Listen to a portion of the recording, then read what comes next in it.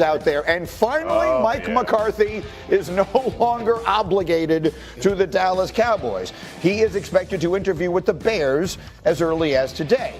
The Cowboys, thus, go into the early stages of their coaching search, and as we know, that includes the legendary Deion Sanders. On Monday, Sanders said to Shefty that he loves Boulder, but he called the idea of coaching the Cowboys intriguing.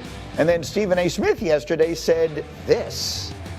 I don't believe Deion's sentiments about Colorado one bit. I've never believed that Deion belongs in Boulder, Colorado. I know he appreciates what they've done for him, just like he appreciated HBCU and Jackson State hiring him. But in the end, this is the damn NFL. I don't believe that 1 second. I believe if Jerry Jones offers Deion Sanders this job, Deion Sanders gonna take it.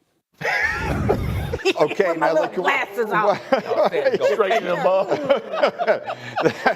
Listen. Stephen A. knows Deion. I mean, you know, like if he's saying that carries weight with me. And Hawk, you have what I thought was a fascinating analogy when it comes to the possibility of the dream team. Jerry-on. I've given them a celebrity couple name. Love it. I've given them like a Benifer, Brangelina. They've got a celebrity couple name now. This is the dream team. They need to sign Jerry-on to stop the run. They need to find D-Jerry-on. Get in the middle and clog up that running back. The Jerry-on Jones D-tackle? What? I can't sign me up for that. You tell me. Everyone is all these guys over here yesterday spent the whole day telling me, oh, Deion doesn't want to be told by Jerry what to do all the time. You've got an analogy I like. A big dog in the room can smell another big dog in the room. There's going to be a respect for Deion in Dallas from Jerry because he won't have it any other way. Not only that, he's the only candidate that I can think of that can actually deal with all the things that come with Jerry Jones as a GM, from the antics to the boisterous quotes, the podcast, the attention, the distractions. It doesn't affect Deion. Deion damn near invented it. He knows the culture. He knows the culture and the spotlight that the star brings. I'm not kidding. Not even from a Deion perspective of will he take this? If I'm Jerry Jones, this is the only hire that makes sense to me right now. I'm at that point. Look at the two of them, by the way. You tell me that's not a dream team. Oh, my God. Look at the two of them right there. That's Jerry on. I don't agree with anything that you're saying. My word. But the analogy about two big dogs in the room, they fight. And you don't put two big, whatever you're talking about, these big dogs, they don't walk in and say, oh, there's a big dog, I'm a big dog, let's be friends.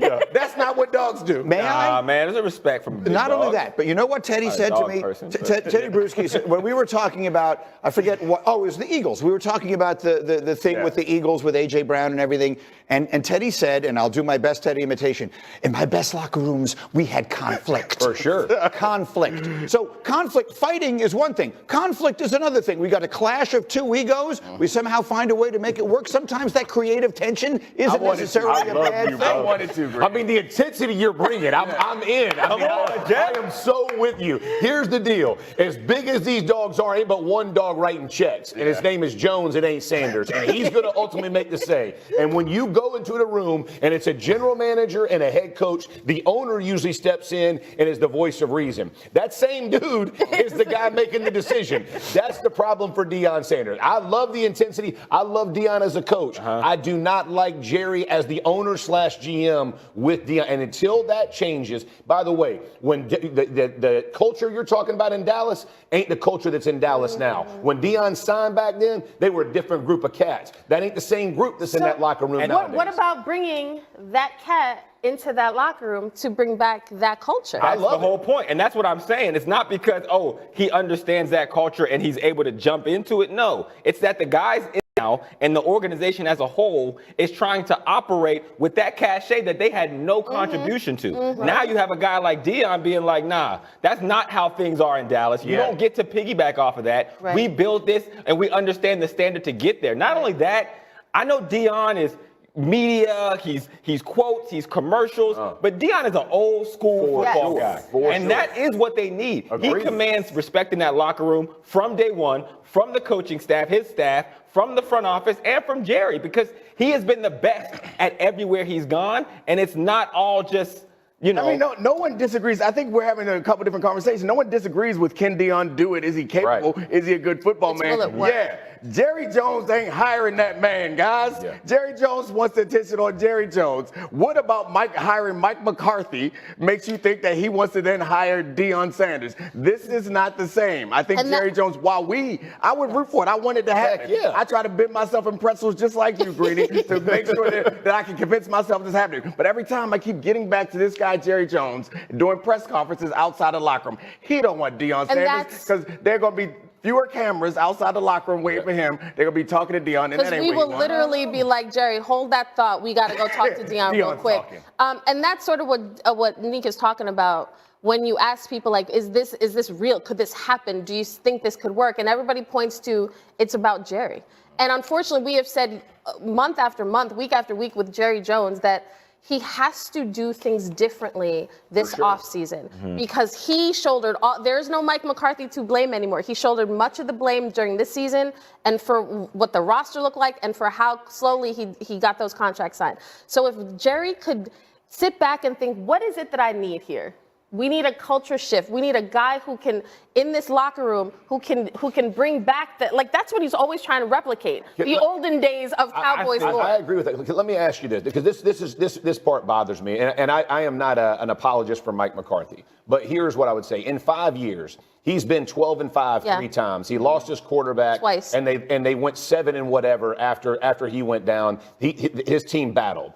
I don't think culture is like when we're talking about culture, Mike McCarthy, they didn't just quit on their guy. So what is success for Deion Sanders? If he walks in and goes 12-5 3 years in a row and they don't win a playoff game, are you firing Deion? Because Jerry will be 85.